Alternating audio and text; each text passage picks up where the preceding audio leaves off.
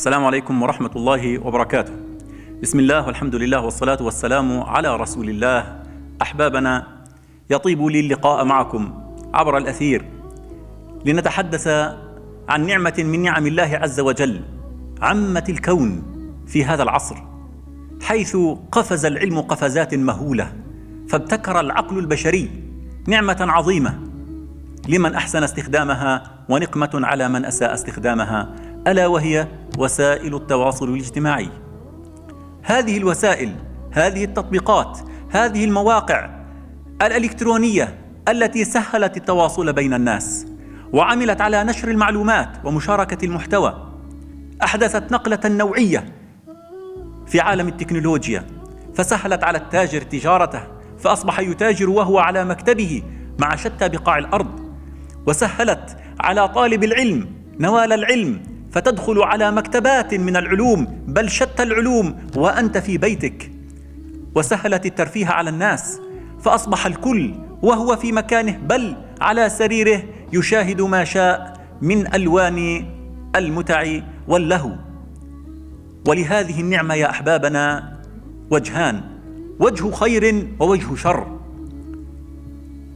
فوجه الخير أن تستثمرها في طاعة الله عز وجل، فكم سمعنا على وسائل التواصل الاجتماعي من دعاة وعلماء يسروا لنا العلم ووضعوه لنا على طبق من نور ليدخل قلوبنا فنزداد من الله قربا.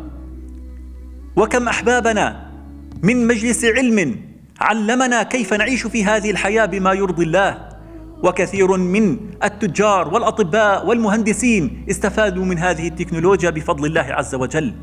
ولكن رسالتي الآن وفي هذه العجالة إلى إخواني الأحباب، رجالا وأخواتي الغاليات من النساء والأخوات، الرسالة الأولى: أخي الحبيب، أختي الغالية، وقتكم أمانة. انظروا إلى ذلك الموظف، الناس ينتظرون وهو يمسك بهاتفه يقوم بالتواصل مع من شاء على حساب عمله. وقتك أمانة، والله ستسأل عن هذا الوقت الذي أضعته في غير ما استؤمنت عليه. أخي المدرس، وصلتنا شكاوى أن مدرسا يلهي الطلاب بما شاءوا وهو يتواصل عبر وسائل التواصل الاجتماعي على حساب حصة الأولاد، حصة الطلاب أو حصة الطالبات من بعض المعلمات. وقتك أخي المعلم أمانة، وقتك أختي المعلمة أمانة، هذا للطلاب والطالبات لا للتواصل. معكم 5 دقائق أو في الفرصة استغلوها، أما وقت الطالب فأمانة.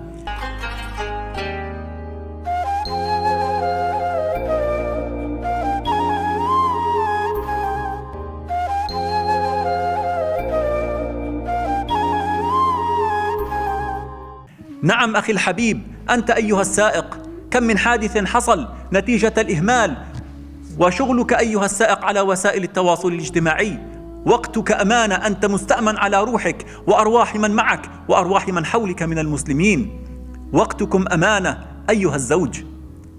شكت إحدى الأخوات قالت: يأتي زوجي بعد غياب ساعات من النهار والقلب قد اشتاق، وأتمنى أن أحادثه وأبث له لواعج القلب وأشكو له همومي، فيأتي يأكل ويشرب ويجلس على هذا الجهاز يتواصل مع من يتواصل ويشاهد ما يشاهد، ويتركها مسكينة من غير أنيس ولا وليف.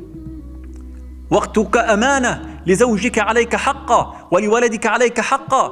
كم من أب أهمل ولده وزوجه وهو يقلب على وسائل التواصل الاجتماعي، وكم من زوجة للأسف والأزواج يشكون، يدخل على البيت وهي تكلم بأختها أو عمتها أو صاحبتها أو على حساب زوجها. يأتي زوجها جائع: يلا بس أكمل مكالمتي، بس أخلص مكالمتي، استنى، عايش مستعجل. للأسف وقتك أمانة، إن لزوجك عليك حقا.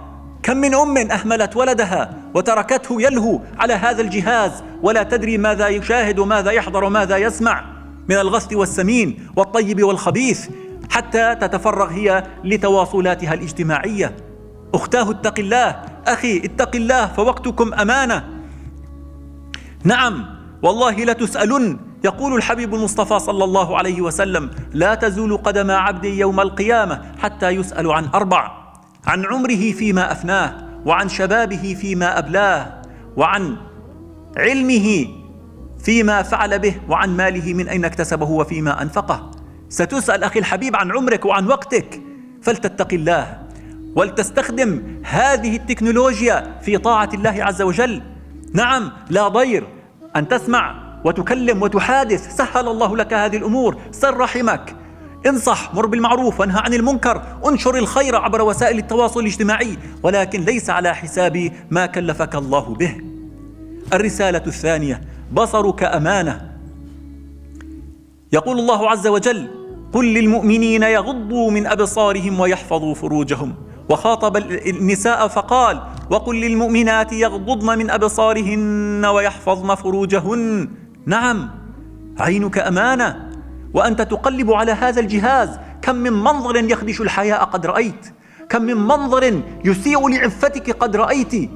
بصرك أمانة، تبحث عن شيء في الله ولله، طلب علم، فيدخلون لك ما لا يرضاه الله عز وجل.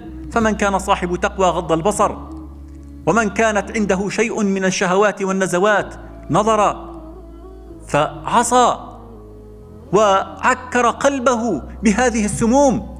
فلا تجعل هذا الجهاز وبالا عليك، فستسأل يوم القيامة عن كل نظرة نظرتها. أخي الحبيب، اعلم أن المسلسلات التي تشاهدها، أختي الغالية، اعلمي أن الأفلام والأغاني وما يسمى بفيديو كليب الذي تنظرون إليه، والله ستسألون عنه يوم القيامة. فهل يرضى الله عنه؟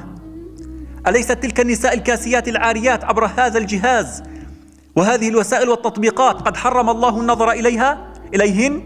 والنظرة سهم مسموم من سهام إبليس، تعكر القلب وتفسد عليك حضورك مع الله وخشوعك في الصلاة، بل تضعف على طالب العلم تركيزه وحفظه ودراسته. والله إنها تجلب الشر والوبال على الأمة.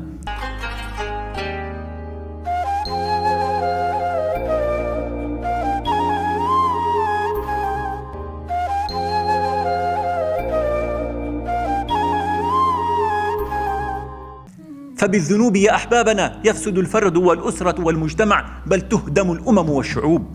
فلتتقوا الله في أنظاركم، ولتنظروا إلى ما أحل الله، واتقوا الله ولا تنظروا إلى ما يغضب الله. الرسالة الثالثة: سمعكم أمانة. ستسأل يوم القيامة عن كل كلمة سمعتها في هذا الجهاز. يخرج الزوج من البيت فتمسك الزوجة هذا الجهاز: يا أختي كيف حالك؟ والله امبارح جوزي نشف ريقي، والله امبارح أولادي نشفوا لي ريقي، عملوا سووا، بنتي خم نوم. وبتبلش تحكي، تغتاب زوجها وتغتاب ابنتها وابنها وحماتها وسلفتها وجارتها. أحبابنا، وأنت تسمعين وتطربين. ألم تسمعي قول الله عز وجل: ولا يغتب بعضكم بعضا أيحب أحدكم أن يأكل لحم أخيه ميتا فكرهتموه. سمعك أمانة، فلا تسمحي لأختك إن أخطأت أن تتفوه بهذه الأمور. قولي لها: اتق الله، هذه غيبة، والغيبة ذكرك أخاك بما يكره. قالوا: أرأيت إن كان فيه ما نقول يا رسول الله؟ قال: إن كان فيه ما تقول فقد اغتبته، وإن لم يكن فيه ما تقول فقد بهته، أي افتريت عليه. فلا تسمع أخي إلا ما يرضي الله. قل إن السمع والبصر والفؤاد كل أولئك كان عنه مسؤولا. ستسألون عن كل كلمة سمعتموها. إذا جاءك أخ لك يقول لك فلان يقول عنك كذا، قل له: هذه نميمة، اتق الله، والله لقد أسأت إلي أكثر من أخي. نعم، قل له: اتق الله. تأتيك أخت لك وتقول لك: سمعت حماتك بتقول عنك إنك وخمة، والله بيتك وسخ. قولي لها: اتق الله، أنت تفسدي علاقتي مع حماتي، أنت تغتابينها، أنت تنمين، تفسدين ما بيني وبينها، فاتق الله، أنت أشد علي خطرا منها أو من غيرها. فسمعنا أحبابنا أمانة. أيضا أحبابنا، ما يسمعونه من الغناء والموسيقى المحرمة، من كلام الفحش، فلنتق الله في أسماعنا فإنها أمانة. واعلموا أحبابنا عبر وسائل التواصل أن هناك ما يسمى بالخلوة الإلكترونية، فلا يجوز أن تختلي مع أجنبية على الهاتف كتابة أو صوتا أو صورة. وارجعوا إلى بحث للدكتور محمد عساف. الدكتور محمد عساف يتكلم عن الخلوة الإلكترونية وحرمتها. نعم أخي الحبيب، قلبك أمانة. الرسالة الأخيرة: فإن أحببت مغنية أو ممثلة أو مغن أحببت أو ممثل أو عارضة أزياء أو لاعب كرة قدم في غير الله ولغير الله، أحببتم معاصيهم وذنوبهم، فاعلموا أن هذا القلب ستسألون عنه، فلا تعكر قلبك إلا بما يغضب الله عز وجل، واملأ قلبك أخي الحبيب حبا لله وحبا لرسول الله. أحبابنا، وسائل التواصل الاجتماعي نعمة وسلاح ذو حدين، إن استعملناها في طاعة الله والدعوة إلى الله والله استطعنا ونحن في مكاننا أن نوصل صوت النور، صوت الهداية، صوت الرحمة، كتاب الله وسنة رسول الله صلى الله عليه وسلم عبر الآفاق. فلا تضيعوا هذه النعم، تواصلوا، صلوا أرحامكم، ولا تستخدموها إلا فيما يرضي الله. أقول قولي هذا وأستغفر الله لي ولكم. بارك الله فيكم، والسلام عليكم ورحمة الله.